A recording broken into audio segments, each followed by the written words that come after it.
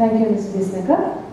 Now my invitation goes to Ms. Dulani Visankar, General Manager Group HR, Metropolitan Group of Companies.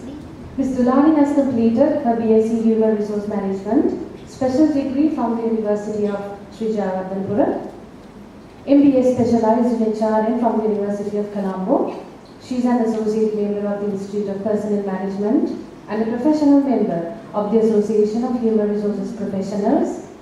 She provides her service as a visiting lecturer for the MBA University of Colombo as well. Ms. Visankar, I now invite you on stage. The topic of the presentation, Employers Attraction Magnet, Branding. Ladies and gentlemen, Ms. Dulani Visankar.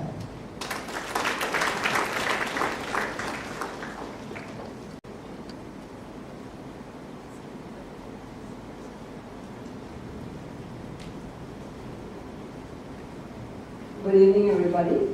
So I'll cut short the formalities due to the time factor. I think you're going to get a double dose on employer branding today. So,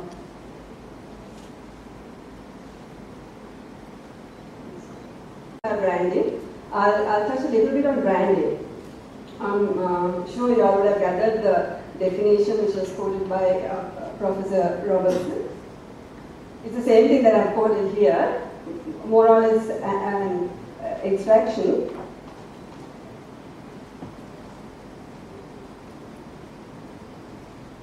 So I'm sure you know what Q-Tex is. What is Q-Tex? It's something that we apply on the nail. And Pampers. But do you know Q-Tex and Pampers both are actually brands, not products. The product of Q-Tex is actually nail polish and Pampers is diapers. See how they are branded so strongly. We are actually using that instead of the product name. We go and ask for a Q-Tex. Can I have a pink color Q-Tex? But whereas actually the Q-Tex is a brand name, not the product. So if you utilize the same concept for HR to build up our employer, to create a unique, distinctive position for the employer, we can do wonders with HR. Now, I was having a bit of chat with Callum just before starting this, HR dialogue program, and we were both talking. The biggest nightmare in HR is resourcing. I'm sure Chitra is there among the audience. He too would agree. It's a nightmare for us to get the right people on board. So my dream is actually, as an HR professional, if I can create a situation like this, where all the people that I really would like to have at Metro, like a magnet, they get attracted to my company, half the battle is won. So that is the whole idea of employer branding, how you actually create a brand for your company as an employer. I mean, we marketers are doing it in big time for the product. How do we do it for the company that we work for?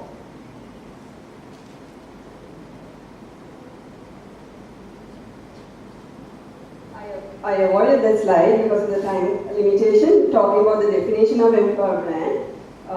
Now I'm going to bring the Metropolitan story in branding with you, I'll share that story with you. Now, I joined Metropolitan in about 2001. Now, I'm sure most of you all know Metropolitan as an office automation company, a technologically, a company which delivers technological products, but we are into so many other areas. So if you actually, in 2001, if you look at our customer profile, we have been selling photocopiers, computers, PABX systems. All these people are actually who are in the working community, corporate sector, people who are in the age of 30, 40, 50s. But if you look at the target audience that we were trying to recruit, they were like school leavers, 25 years, 20 to 25 years. So they actually didn't know about our company. So our company, corporate brand name, didn't do much for the employer brand at that time. But if you look at now, I'm sure all of you must be, at least some of you must be, using an Acer computer, a Sony mobile or a Micromax mobile. Some of the products you all must be using. But at that time, the younger generation didn't know us. So what did we do? Now, I have put a picture here. This is the brand image icon that we use for all our branding campaigns. Now, this is the typical person whom we usually recruit for Metro. You know, we profile it something like that. Of course, his attire in office would be different. When I first put this presented the campaign to the board. In fact, they were asking, Dulani, I'm trying to, hire Michael Jackson here. That sort of feedback we got because we were going for a totally non-conventional approach. So if you look at, there could be people who would like to use your product, but at the same time, maybe they don't think of you as an employer. Now, how many of you would like to go to Odell and shop? I'm sure at least most of the ladies would love to. But have you thought about Odell as an employer? Maybe yes, maybe no. Now in our case at that time it was not the case. So how do you actually leverage this to build up your employer brand? We actually did a employee survey. Inside the organization, we just give them a questionnaire to find out how they feel about the organization. What are the things that they like, things that they don't like. Most of the people highlighted the fact that empowerment is something that we actually have given to most of the employees. Now today we were talking about Generation Y. Actually we are moving into Generation Z, and all of them want is empowerment. They don't like to be spoon-fed. They want to do things their way. As long as they deliver the results, I think that's all what we want. So, so we thought it's a great opportunity for us to build our brand revolving around this concept of empowerment. So this is the first campaign that we did. Now we used a lot of communication channels for this. Now I hope this is visible towards the end of the audience. It's called you.com. Now you is you, individually you. Each and every one of you have your own personality, your strengths, you're unique.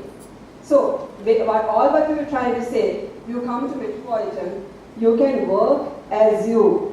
We don't want you to be another so and so. You can have your strengths, values, everything, as long as it is in align with our value system. You can create something, add some value to the organization, being a unique personality.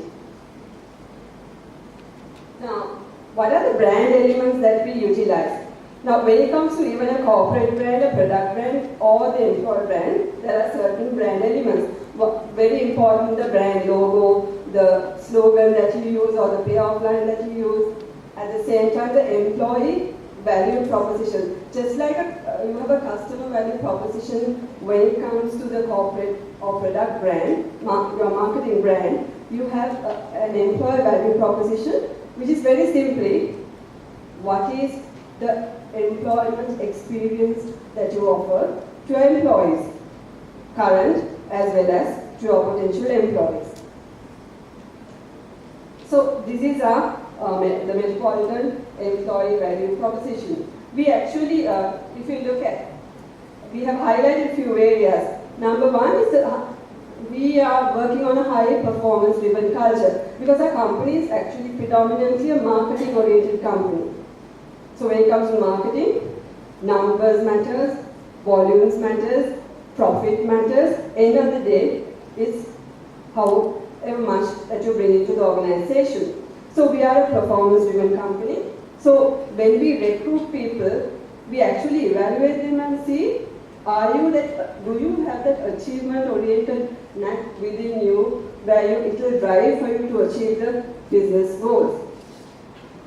Then at the same time, you have to retain your values. Now, one of our values is win-win, partnership.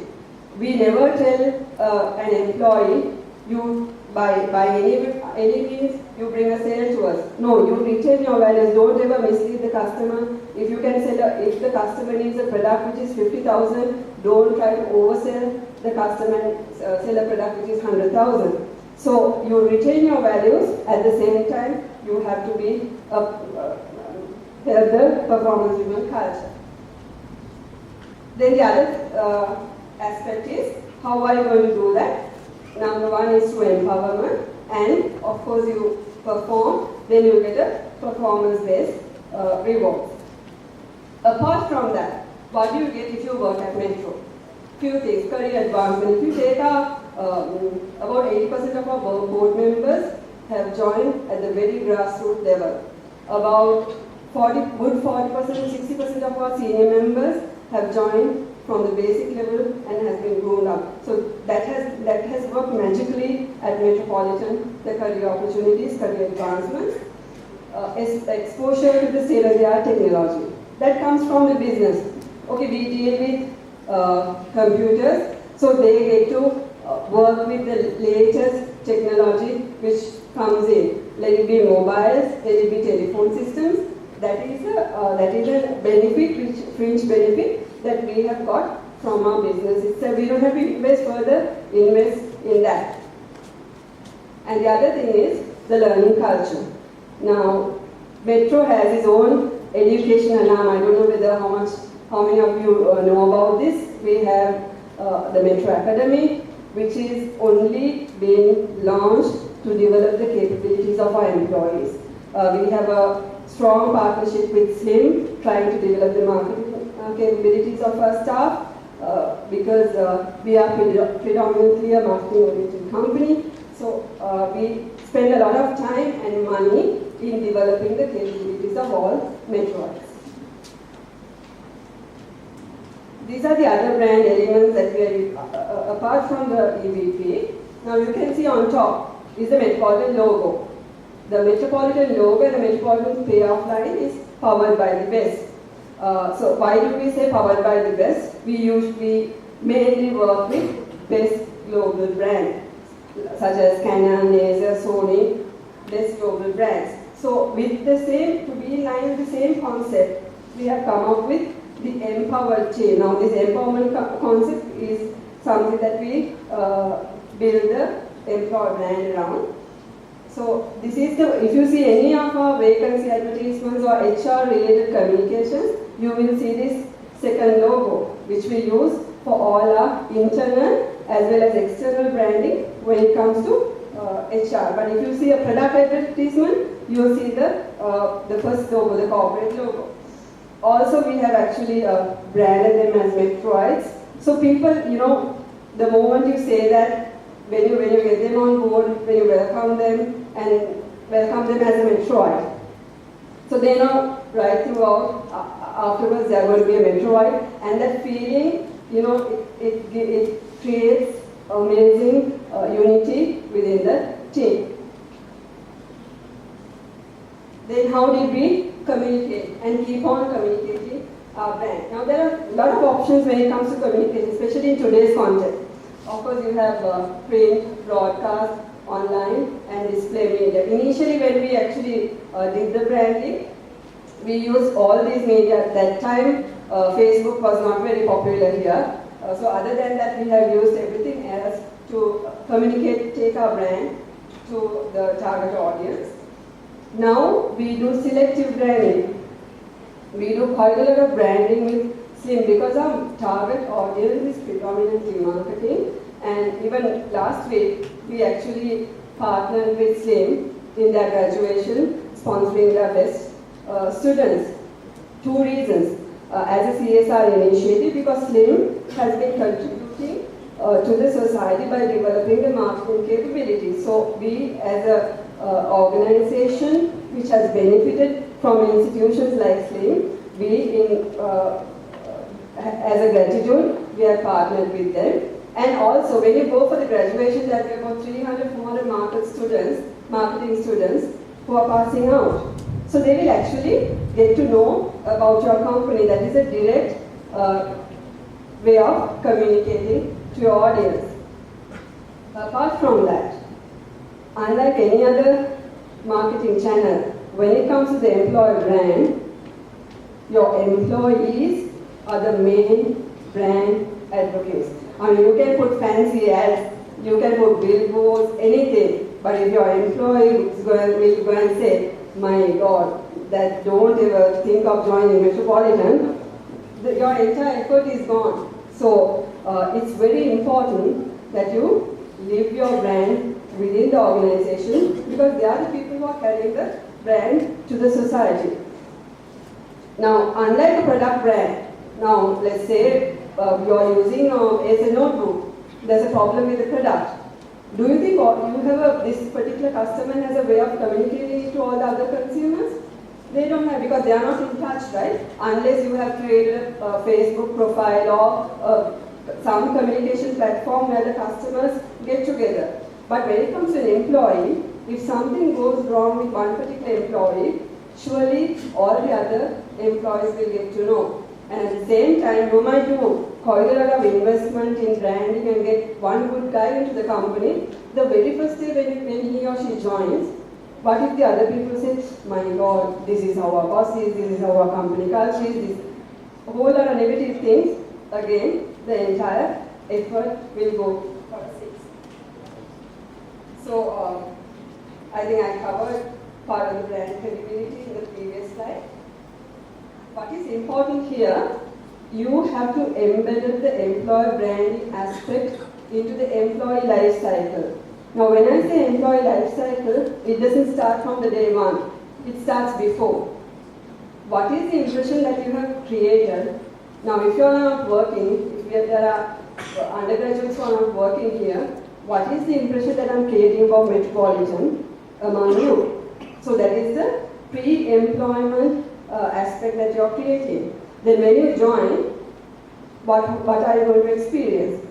So it's very important the first day, the first few weeks, the first few months, an employee, after employee joining. We of course, as a must, we assign a buddy for each and every employee. Because when an employee comes to a new organization, they have a lot of silly questions to ask running in their mind, and they might be even afraid to go and ask from someone else. How to call your boss or another senior officer? Do I have to serve him, or do I have to use the title? Can I just use the first name? Because these are very sensitive things, especially in the Sri Lankan context.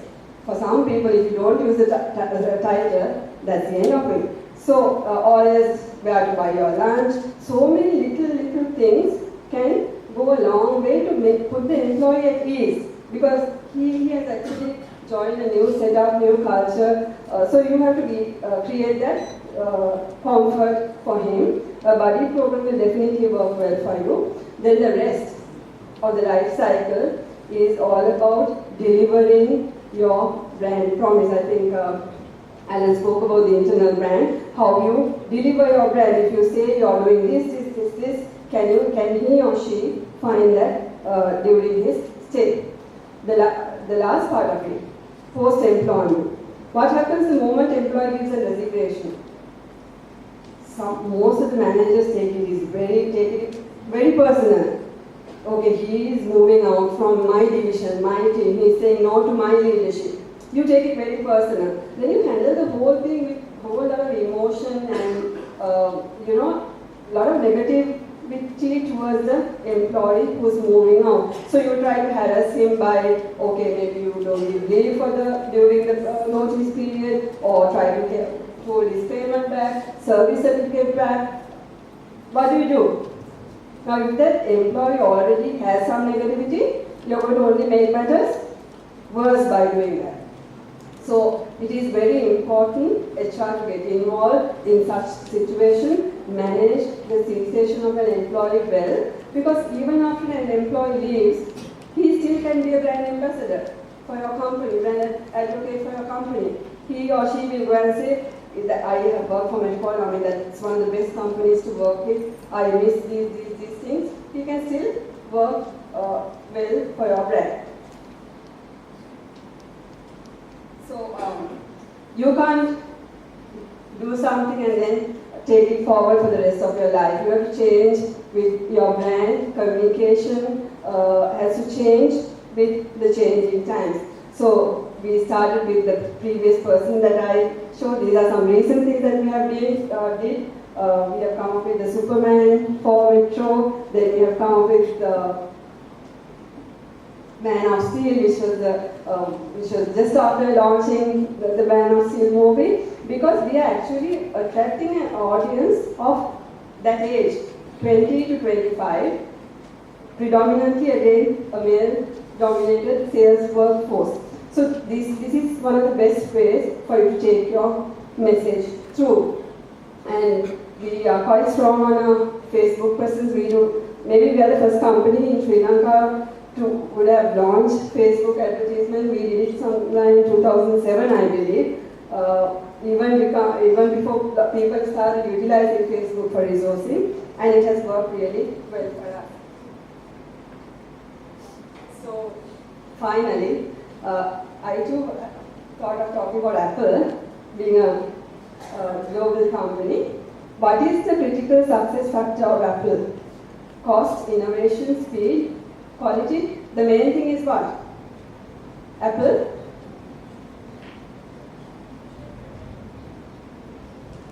Is it, can it be innovation?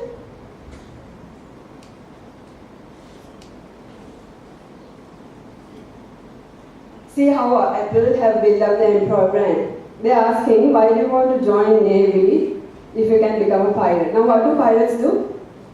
They break all the rules, right?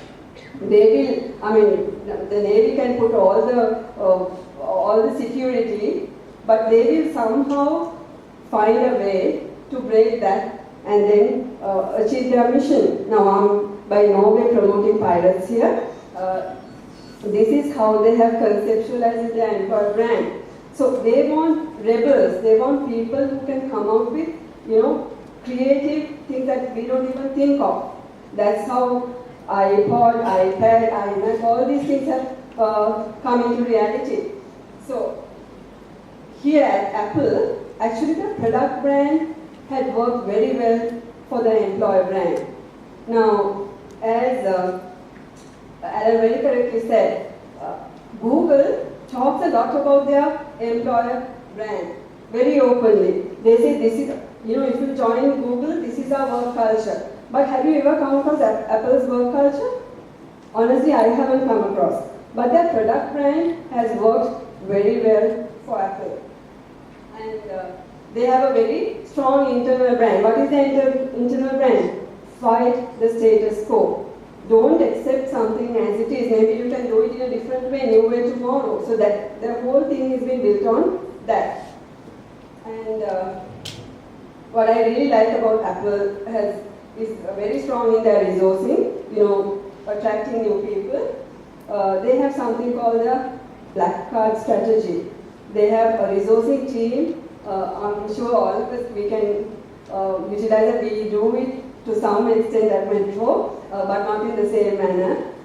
You have people working for an organization who are only focusing on resourcing, going to Apple outlets, other outlets, competitor outlets. You see, you talk to as a mystery customer, and then you see, my God, this guy will be a brilliant person if he can join Apple. So this guy gives a business card, a black card, and at the back of the card it says, this is the message it gives.